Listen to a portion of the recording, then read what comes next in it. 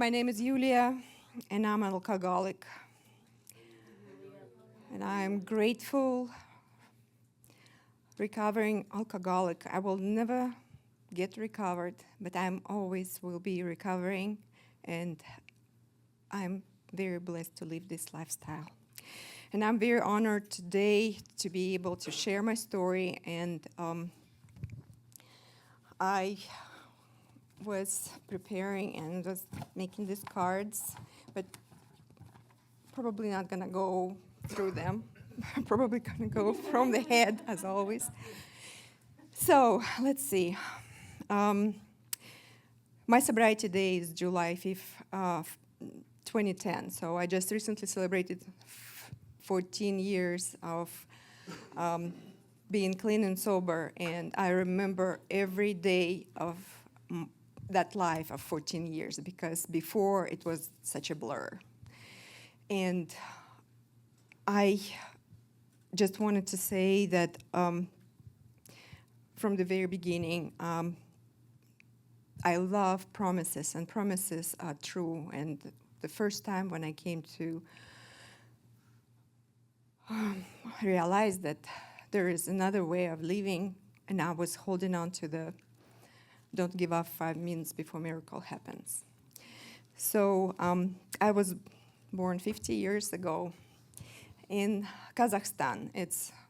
I'm Russian, but I'm not from Russia. Kazakhstan, one of the republics that used to be Soviet Union, and we used to have very mixed crowd of people, and one of the big tradition is to gather together around the table, bring different food, and sit together with children and adults. Well, this is me.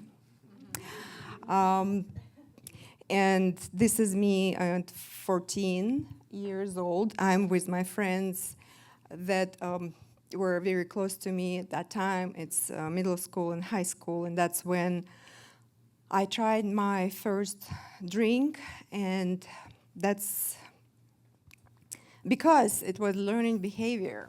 If you see next pictures, was just like normal life. We had tables full of food and drinks, and adults and children were together, and it was very, it's traditional, it's a culture, and we would copy, being little children, we would copy adults, and we would play and holding, glass of something and pretending we grown up, and we would say toast.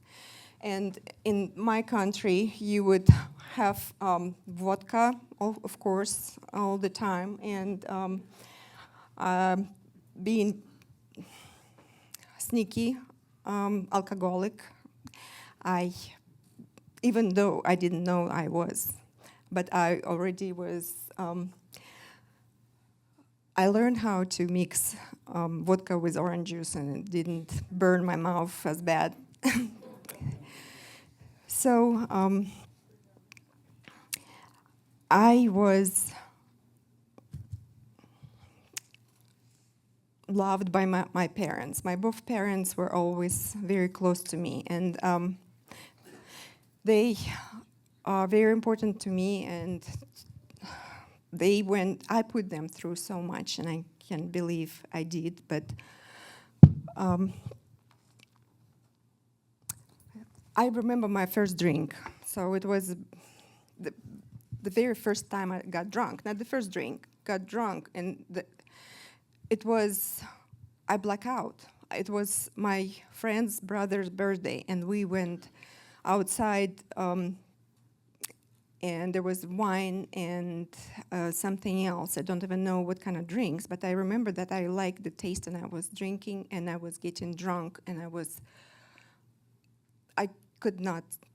I did not want to stop, and I didn't know what gonna happen to me, and I did not realize that I was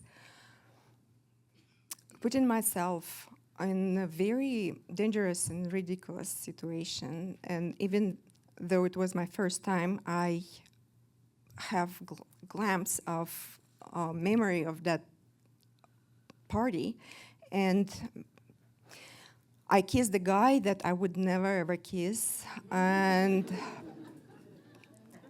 I was peeing behind the bushes, and I peed on my skirt. And when I came home, and somehow I appeared in front of my front door, my mom opened the door, and she slapped me so hard that I fell on the floor. And it didn't hurt. I was numb. So next morning, of course, remorse, regrets, headache, nausea, terrible. And I decided I need to learn how to drink. So I started learning and trying to control. So all that time, from age of 14 through the very last drink, I was trying to control my drinking, and I was trying to enjoy it in the same time. And that was not possible for me at all. If I control it, I would become irritable, miserable. I would drink just a little bit, which will give me headache, and I would be upset with everybody around me. If I will just let it be and drink as much as I want and enjoy it, then there is no control. There is no control. I started noticing very early that I needed more of whatever is making me good, feeling good. And so going through high school, drinking and partying, I met my first husband, and I was 19 and he was 20, 21. We got married. And it was a very passionate relationship, and we went through several years of passionate partying and loving each other and cheating on each other and hating each other and forgiving and coming back and breaking up. And it was on and off, and it was a roller coaster of emotions, and it was beautiful and very ugly. And the only thing that I'm blessed that came out of this relationship, my daughter, Yana, and she was born when I was 20. And after she was born, I said about my parents, they always involved in my life, and they just picked her up and started raising her while I was partying with my first husband, with her dad, and trying to figure out how we're gonna live through. But at the end, we hated each other, and we hurt so much each other that we couldn't stay together. So my parents were taking care of Yana. Then I divorced him, and I was continued drinking and dating, and I was working at a travel agency. And I was 25, so Yana was 5. And I met, in Germany, I met this wonderful person, military guy, who was older than me, 8 years older and responsible. And he was completely opposite from my first husband. He had no friends. When the first husband was the party animal, and he would go and everybody would know his name, and he would not remember them, but they would be happy to see him, and he would run away from me. I wanted to say something I forgot to mention about me being Russian. So the church thing was really not allowed when I was in school. They would make fun of people who would pray, and I would go to visit my grandmother, my dad's grandmother. Her name was Anya, and she secretly taught me how to pray. And she secretly taught me how to knit and crochet. And I would spend time with her, and I'm very grateful, and I feel like I was introduced to God then, not in church, not when I was baptized, but through her. And then every time we would go to church and we would see how beautiful their icons, lots of candles and flowers. If you go to Orthodox church, it's beautiful, but it also very intimidating because they have a lot of paintings on the walls that depicting the hell and fire, and they really made me feel that I was such a sinner. I could not get enough prayers, or I didn't even try, and I felt like it doesn't matter how much you try, you always be a sinner. I didn't understand why people go to church, because I felt like God has something to do with these people, and I'm not like them. He doesn't have anything to do with me, and I don't want God who is punishing God. So even though it was still tradition, so me and my first husband, we actually got married in the church, and it was a beautiful ceremony. And then I had to divorce through church, because I didn't know if it's possible, but we do it in Russia, well, in Kazakhstan. They know how to divorce through church.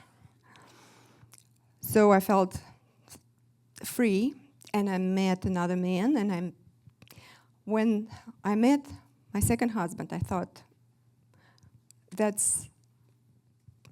I'm so lucky. It's not a blessing, but I'm lucky. And he will be the greatest dad for my Yana, because he didn't have any friends, he wasn't partying, he was very careful with spending money, he was older than me, he was responsible, reliable. And even though I was the only child, my parents were happy to give me away to this man, because they were tired of rescuing me from being drunk, drinking in the restaurants, in the parties, and trying to find me, and my mom would call. So they were done with me, really, although they're still not done. They still hunting me. And my parents still around, and they great. But where were I? I married, and I came to United States with 6-year-old daughter, and we started living together and tried to figure out how to do this life in the United States. I couldn't speak very well English, and I didn't go to church, and I didn't really think about church at all. And then we were not supposed to get pregnant, but I got pregnant, and we had our daughter Alisa, and so I was 30, Yana was 10 when Alisa was born, and I was really hoping that this is gonna help us to build a better family, but unfortunately it didn't, and we were arguing, and my husband didn't party because he was drinking at home. And that was now our routine. We would go and buy boxes, the wine in box, and he would get his Captain Morgan and drink, and then he also became very angry with me. He was in the army for 22 years. He had some contusions, and it really affected his health. So PTSD and substance abuse became something which was ruining our relationship and making us both miserable. He, after retirement from the army, he became very addicted to video games, and I felt like I was a single mother.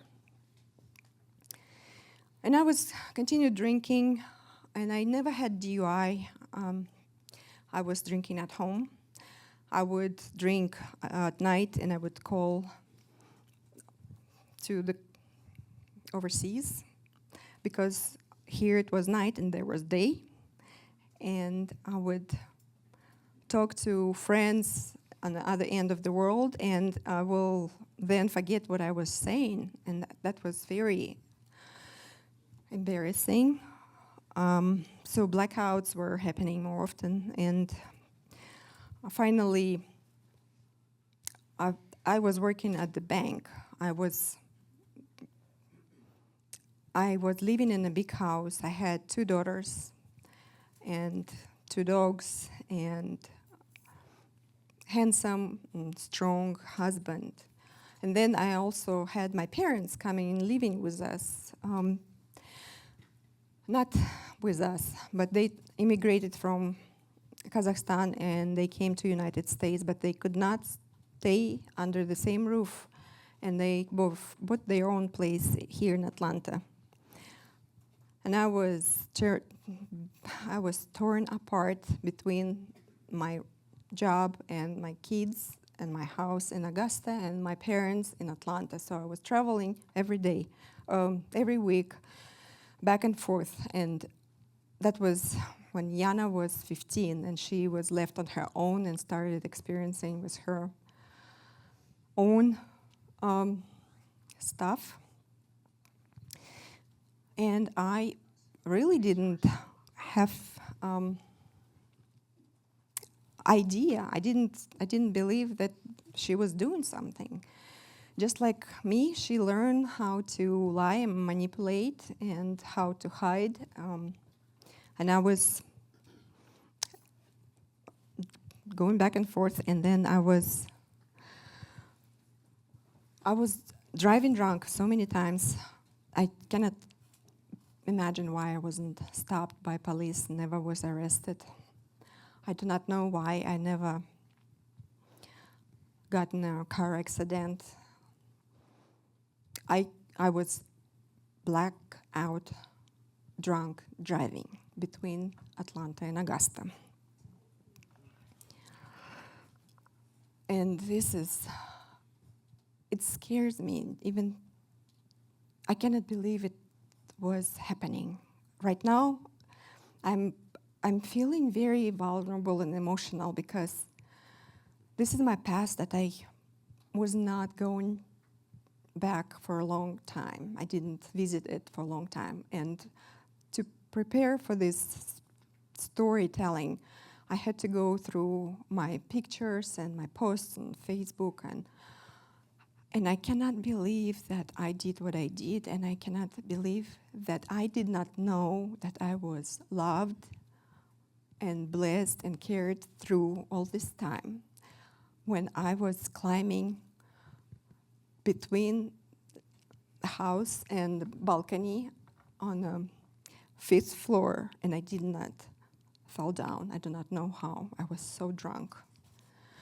When I was reckless driving, when I was cooking and drinking and forgetting that I was cooking, and I didn't burn house, I didn't burn my kids, my family.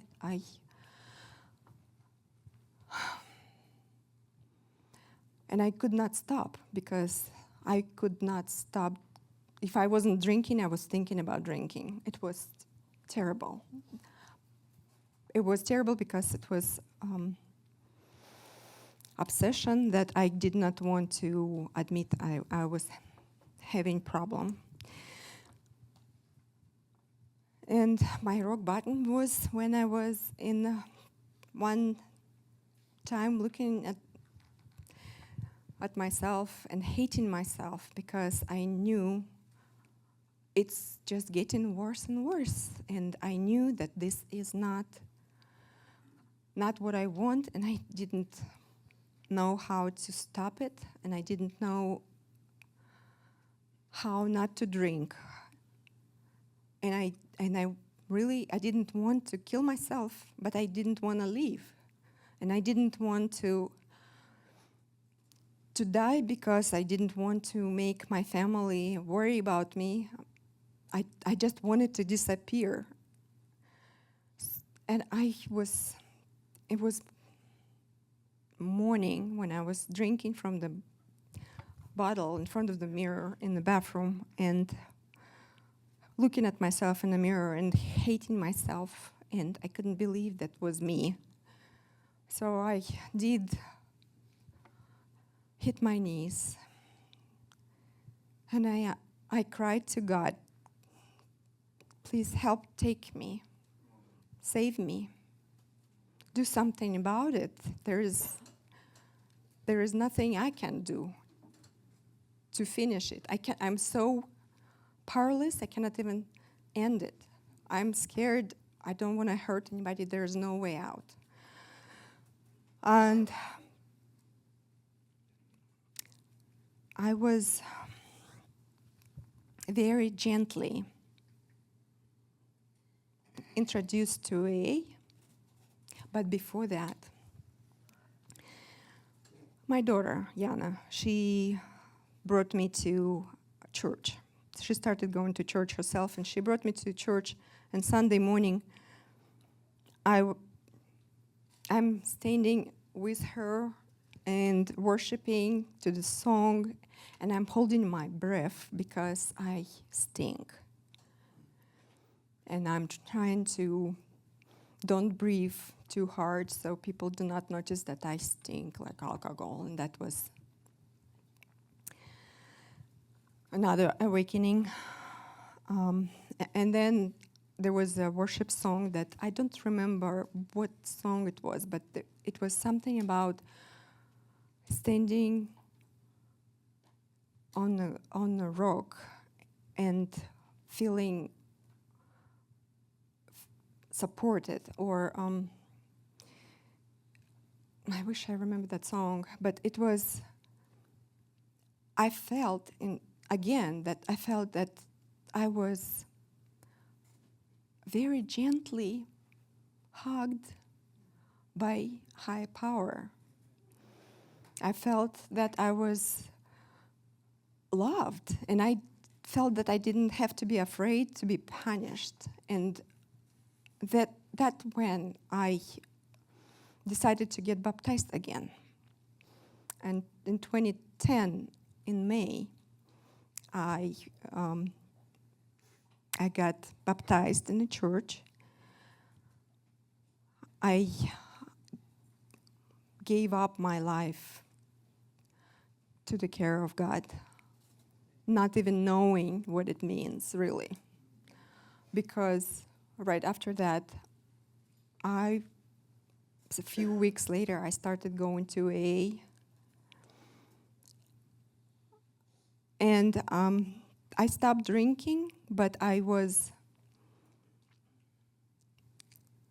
still very confused, and I didn't know what to do with my life. Now I have so much time. I don't have headaches.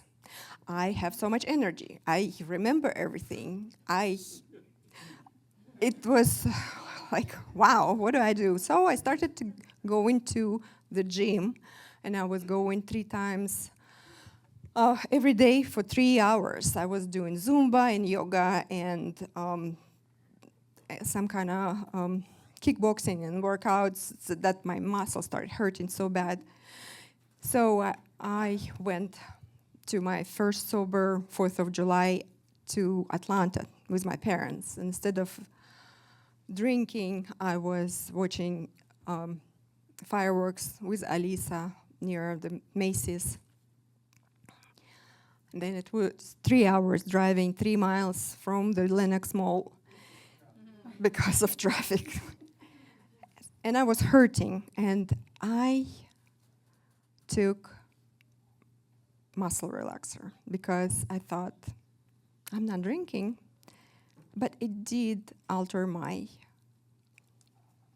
sobriety. So on the next day, on the 5th, I came to, because I felt drunk. And I went to the meeting, and I was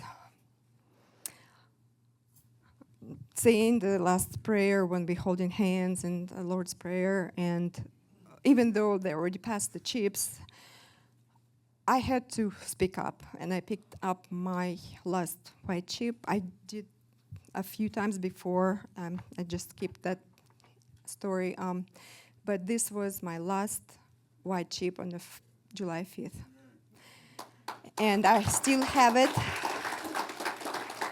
And I started wondering, how am I gonna live without drinking? Because I couldn't imagine. Everything was involved with drinking, cooking, going to visit friends, any party, any holiday or not holiday. Any emotion has to be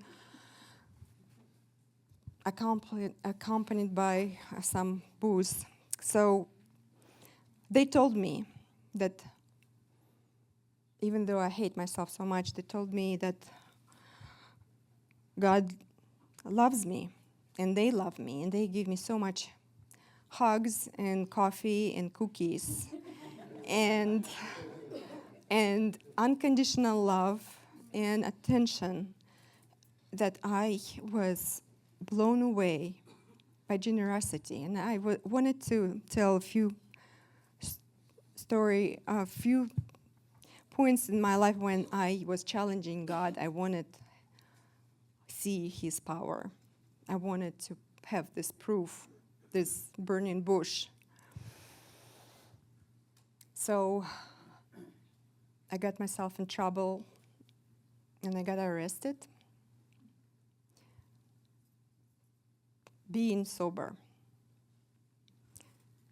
So when I say that I was born an alcoholic, now I know, because drinking alcohol was just a symptom that let all my character defects, all my shortcomings to come out, and made me reckless and very promiscuous. And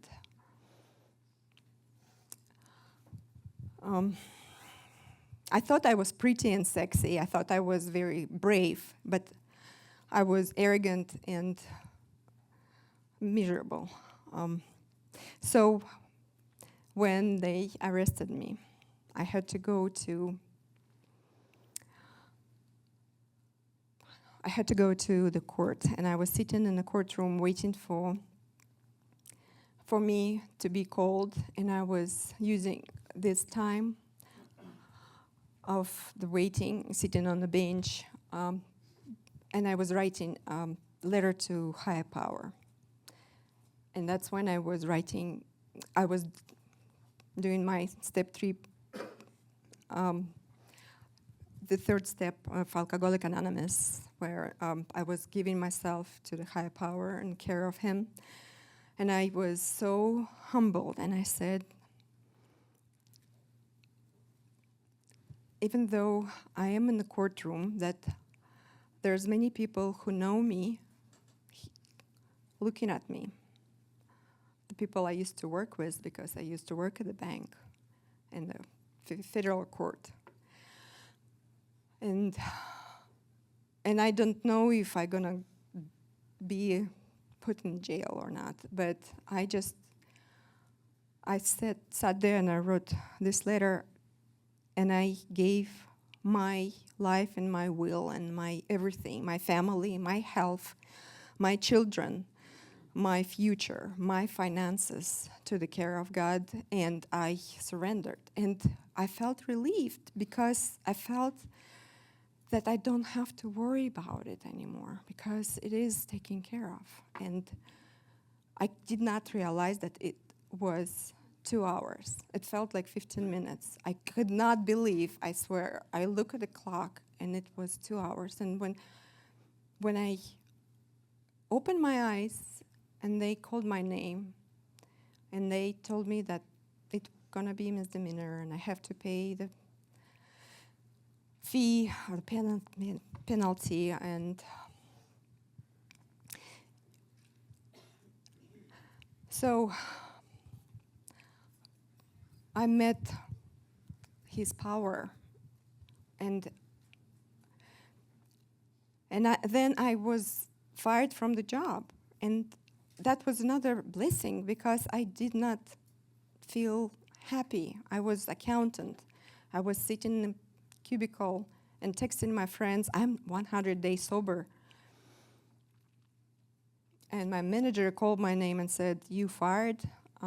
We cannot use cell phones in this facility. You've been told before, so we have to let you go. And I said, thank you. They said, really? I said, yes. I was scared. I could not do it myself. And another promise that God is doing for us what we cannot do for ourselves. I got fired, and I didn't know how I'm going to pay my bills, and I didn't know where I'm going to go. But by the grace of God, I went back to school.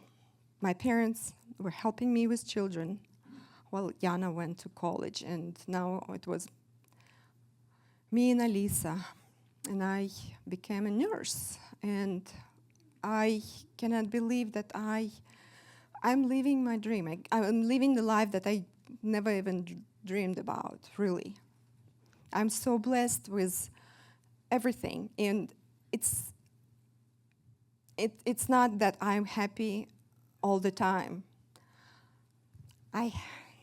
Sorry, probably going over time, but this is my happy face, and I'm blessed. I'm a nurse, and I'm giving my life to take care of other people, and this is such a rewarding job. It doesn't feel like I'm working. I'm excited about getting up in the morning and going to see my patients and my people I work with, and I love St. Francis prayer, and I wanted to say it right now, if I still have a minute. Thank you. So this is my favorite prayer. I love to say this prayer. This is prayer of St. Francis of Assisi. Lord, make me a channel of thy peace, that where there is hatred, I may bring love, that where there is wrong, I may bring the spirit of forgiveness, that where there is discord, I may bring harmony, that where there is error, I may bring truth, that where there is doubt, I may bring faith, that where there is despair, I may bring hope, that where there are shadows, I may bring light, that where there is sadness, I may bring joy. Lord, grant that I may seek rather to comfort than to be comforted, to understand than to be understood, to love than to be loved. For it is by self-forgetting that one finds. It is by forgiving that one is forgiven. It is by dying that one awakens to eternal life. Amen.